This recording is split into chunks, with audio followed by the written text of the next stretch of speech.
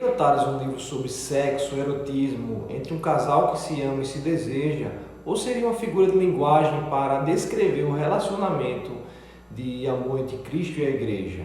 Hoje nós vamos conversar sobre esse assunto que tem gerado tanta polêmica e discussão nos últimos dias. Mas antes, não se esqueça de se inscrever no canal, curtir o vídeo e ativar o sininho das notificações, pois estamos apenas começando e eu preciso da sua ajuda para continuar criando esse tipo de conteúdo, esse tipo de vídeo, divulgando conteúdos de forma honesta e com qualidade nas informações. Nesses últimos dias, a polêmica do homicídio do livro de Cantares voltou a aparecer, principalmente no território do X, o antigo Twitter. A polêmica gira em torno da hermenêutica do livro de Cantares. Se a verdadeira interpretação seria literal de uma poesia que descreve um relacionamento amoroso, sexual de um casal, ou se seria a interpretação mais alegórica, que o livro estaria simbolizando a relação de amor entre Cristo e a Igreja. É aí que no cerne dessa discussão tem um monte de gente falando um monte de coisa, cada um aí com as suas teorias malucas. E é por isso que nós queremos tentar deixar as coisas mais claras por aqui. O nome Cântico dos Cânticos é, na verdade, um recurso da língua hebraica que denota um grau muito elevado desse cântico sobre os demais. Pode ser entendido até como o mais belo cântico. Esse recurso é muito usado na literatura do Antigo Testamento. Como exemplo, temos Isaías falando ou descrevendo o cântico Santo, Santo, Santo dos serafins, ou o local onde ficava também a Arca da Aliança no tabernáculo, que era chamado de Santo dos Santos. O livro de Cantares é uma coleção de poesias que serão escritas e posteriormente juntadas, e que sob o título de O Mais Belo Cântico recebem uma certa unidade temática, embora que não possamos perder de vista a riqueza e a variedade temática de temas sobre relação amorosa que o livro possui. Em Cantares você encontra poemas sobre desejo, provocação, admiração, reminiscência, elogio, descrição dos encantos físicos, entre outras coisas.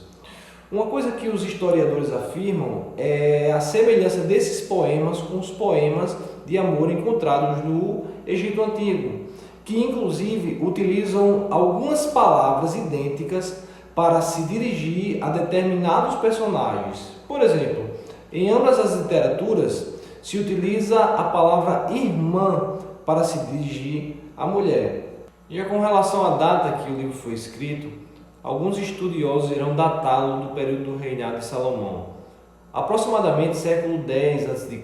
Já outros irão colocar a sua autoria próximo ao fim do exílio babilônico, o que vai influenciar bastante na forma que são interpretados quem são os principais personagens dessa trama.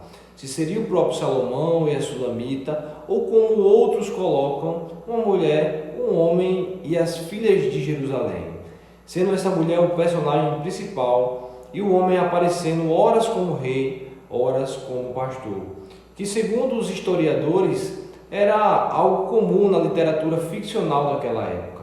Uma coisa bem interessante a respeito do lugar de cânticos entre o povo judeu é que os poemas são usados em ocasiões especiais, como a leitura pública da Páscoa dos judeus, além de que a maioria desses cânticos, se não todos, devem ter sido entoados em ocasiões de cerimônias nupciais, que duravam vários dias e eram acompanhadas de música, dança e folguedos. Mas e com relação à interpretação, qual seria a verdadeira? Aqui nós iremos pontuar as duas principais correntes de interpretação que estão em discussão. Mas não pense que interpretar Cantares é algo simples, pois, como diz Champlin, nenhum livro do Antigo Testamento tem sido interpretado de tantas maneiras diferentes como o livro de Cantares de Salomão. A primeira é conhecida como interpretação alegórica. Essa linha interpretativa é amplamente aceita entre rabinos por comentadores judeus ortodoxos pela Igreja Católica e também foi aceita pelos pais da Igreja, como Orígenes, Ambrósio, Atanásio, Agostinho e por aí vai.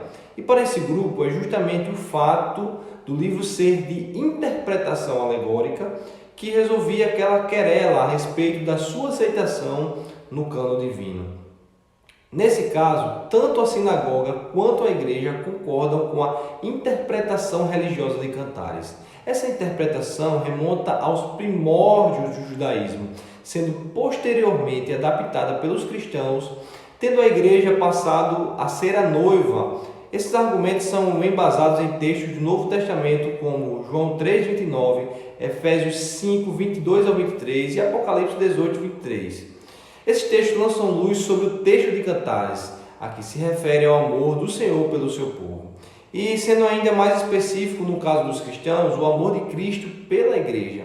Visão essa que apoia-se no tema da união entre o Senhor e Israel, registrados na Mishnah, Talmud e Targum. Encontram nele um retrato do amor de Deus por Israel, o que de fato responde pelo uso do livro da Páscoa, que celebra o amor de Deus selado na aliança. E um detalhe que não pode ser esquecido é que a partir dos defensores dessa perspectiva, o livro irá se originar de uma perspectiva cristocêntrica do Antigo Testamento. Já a segunda interpretação é mais conhecida como interpretação literal ou interpretação natural. Essa é a visão interpretativa que é definida pelos eruditos modernos, que afirmam ser a interpretação literal do Cântico dos Cânticos, a expressão do amor sexual humano. Ou seja, dentro dessa perspectiva, a mensagem do livro não é retratar a relação entre Deus e o seu povo, e sim exaltar o amor sexual entre um homem e uma mulher. Para alguns autores, Cântico dos Cânticos é uma correção canônica à perversão da sexualidade. Para eles, o livro contribui para um estudo bíblico e teológico da sexualidade, inclusive porque o intercurso sexual ocorre no jardim, o que possivelmente remeteria ao Jardim do Éden. E, na verdade, a interpretação de Cantares à luz de Gênesis ganharia contornos ainda maiores a respeito da intenção original do autor. Ou seja, quando interpretado em paralelo com as sensações descritas após a queda registrada em Gênesis, ou seja, a vergonha que ambos sentiam ao se encontrarem nus no jardim, ao passo que em Cânticos ambos estão nus no jardim e a vergonha passa longe deles. Alguns autores chegam a dizer que Cânticos dos Cânticos redime uma história de amor que foi deturpada lá no Éden. O livro descreve a restauração do amor humano às suas felicidades antes da queda. Para Champlin, o livro não contém nenhuma nuance de conteúdo de ordem religiosa. Tal conteúdo seria colocado apenas por meio das interpretações alegóricas de judeus e cristãos também posteriormente. O que aqui seriam realmente poemas altamente eróticos e sensuais, o que coloca sob dúvida se o autor intencionava de fato alguma intenção religiosa no livro. Além de que a inserção desse livro no cânon judaico é atribuída principalmente pela ótica dos rabinos de que tal livro deveria ser encarado como o livro de Oséias, por exemplo, ou seja, um tipo de parábola onde o Senhor aparece como esposo e Israel como esposa, além de haver várias múltiplas interpretações que foram dadas pelo método alegórico ao longo dos anos. Então, gente, esse foi o nosso vídeo de hoje. Eu espero que as visões a respeito da interpretação de Cantares tenham ficado claras para você.